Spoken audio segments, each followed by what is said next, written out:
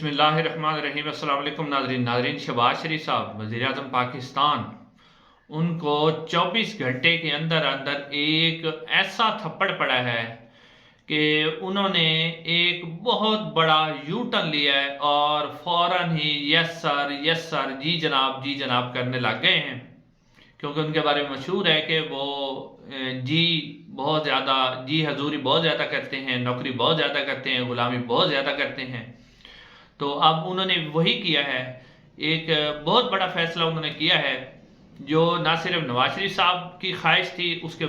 उन्होंने उसके भी खिलाफ जाके फैसला किया है। वो आपके सामने रखते हैं क्या फैसला है। उसके अलावा पाकिस्तान तहरीक इंसाफ जो है उसके अंदर गद्दार कौन कौन है,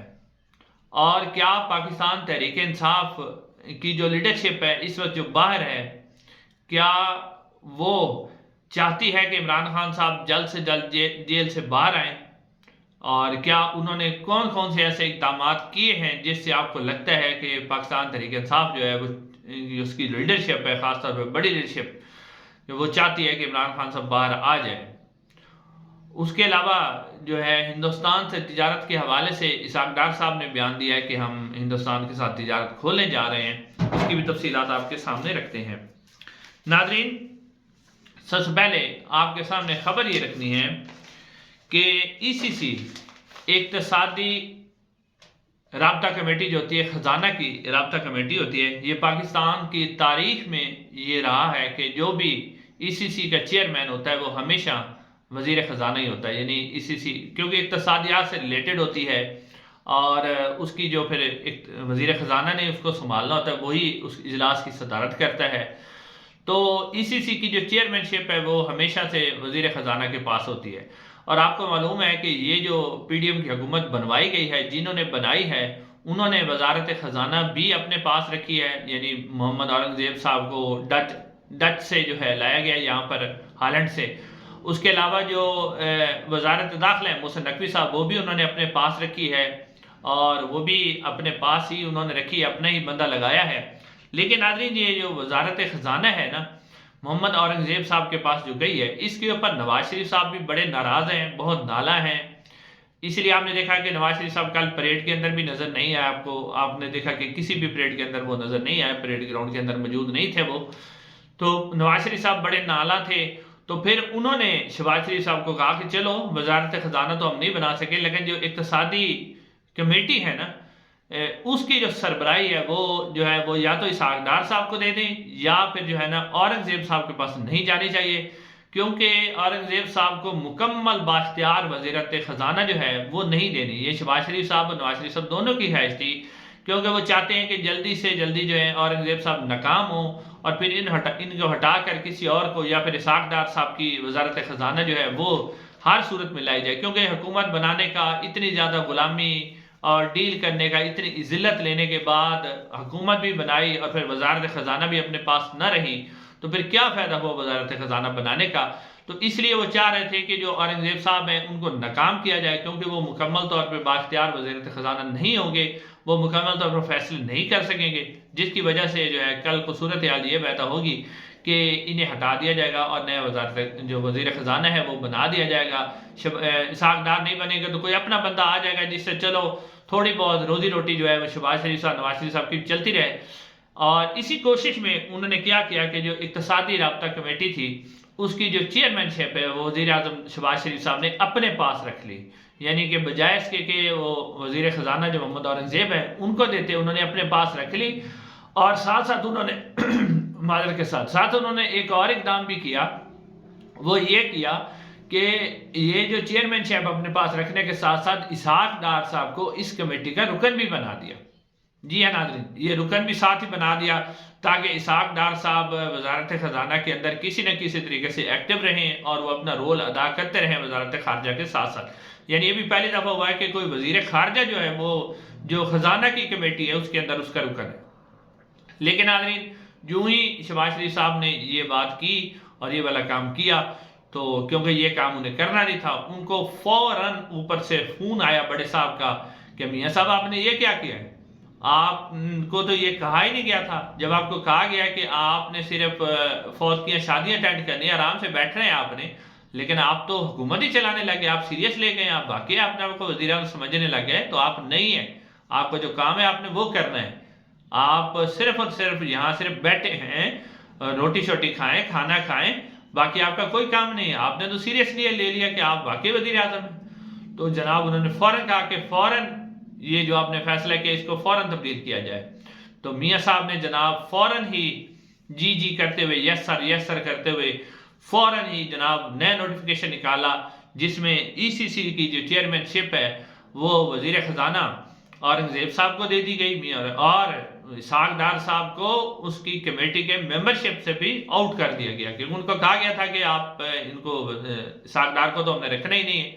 تو اسحاق ڈار صاحب کو بھی آؤٹ کر دیا گیا۔ اب جب یہ ساری صورتحال ہے، یہ پاکستان کی جمہوریت ہے، یہ پاکستان کی جمہوری حکومت ہے، یہ پاکستان کی جمہوری حکومت کا سربراہ ہیں وزیر اعظم، اور یہ ان کے اختیارات ہیں کہ وہ ایک ای سی سی کا چیئرمین بھی اپنی مرضی سے نہیں لگا سکتے۔ دوسری طرف ہم نے دیکھا کہ محسن نقوی صاحب نے بھی ایک فائل بھیجی ہے جس کے اندر مختلف افسران انہوں نے پنجاب سے، جس میں آئی جی عثمان انور صاحب ہیں اور بھی بہت سے افسران ہیں جو انہوں نے مانگے ہیں، اور انہوں نے کہا کہ وزارت داخلہ کے اندر جو ہے میں اپنے افسران رکھوں گا۔ اب شہباز شریف صاحب نے وہ فائل بھی دبائی ہوئی ہے، لیکن جب بڑے صاحب کا فون آئے گا تو شہباز شریف صاحب وہاں بھی اپنی مرضی کے بندے نہیں رکھ سکیں گے وزارت داخلہ کے اندر، وہ بھی محسن نقوی صاحب کی مدد سے اور بڑے صاحب کی مرضی کے بندے رکھے جائیں گے، تو وہ فائل بھی شہباز شریف صاحب کو نکالنا پڑے گی، حالانکہ ابھی تک وہ یہ فائل دبا کے بیٹھے ہوئے ہیں۔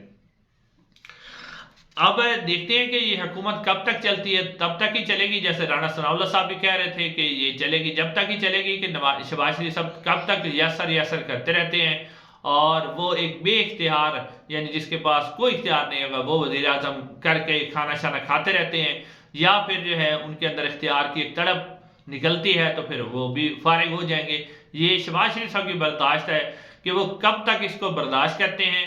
اور کب تک اس کے اوپر وہ کھڑے رہتے ہیں۔ یہ شہباز شریف صاحب ہی اس حکومت کو لانگ ٹرم بھی چلا سکتے ہیں اور شارٹ ٹرم بھی چلا سکتے ہیں۔ آپ ناظرین آتے ہیں پاکستان تحریک انصاف کی طرف۔ پاکستان تحریک انصاف کے اندر آپ کو کیا لگتا ہے کہ کیا پاکستان تحریک انصاف نے 8 فروری کے الیکشن کے بعد جو ہے کون سے ایسے بڑے بڑے اقدامات کیے ہیں جس سے لگتا ہے کہ پاکستان تحریک انصاف کا جو مشکل وقت ہے وہ ختم ہو جائے گا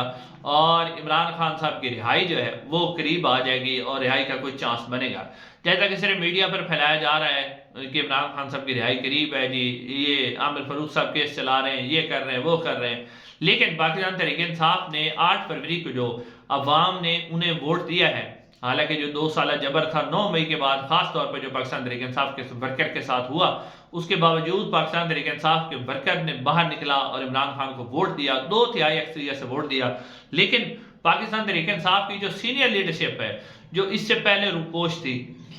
اور جو الیکشن سے پہلے وہ روپوش تھی، لیکن روپوش ہونے کے بعد جب وہ الیکشن جیت کے آئے تو ان کی روپوشی ختم ہو گئی، ان کے اوپر وہ مشکلیں نہیں رہی جو بھی سینئر لیڈرشپ ہے، لیکن اس کے باوجود جو ہے پاکستان تحریک انصاف کی جو سینئر لیڈرشپ ہے وہ مکمل طور پر عوام کے دیے ہوئے مینڈیٹ کو استعمال کرنے میں ناکام رہی ہے، اور کوئی بھی ایسا بڑا کام پاکستان تحریک انصاف نہیں کر سکی جس کی وجہ سے آپ کہیں کہ یہ کوئی بہت بڑا کام ہے جس کی وجہ سے پاکستان تحریک انصاف کو مینڈیٹ واپس مل جائے گا، یا حکومت کے اوپر پریشر آ گیا، یا عدالتوں کے اوپر پریشر آ گیا، یا اداروں کے اوپر پریشر آ گیا، تو وہ کچھ بھی نہیں ہو سکا۔ تو اب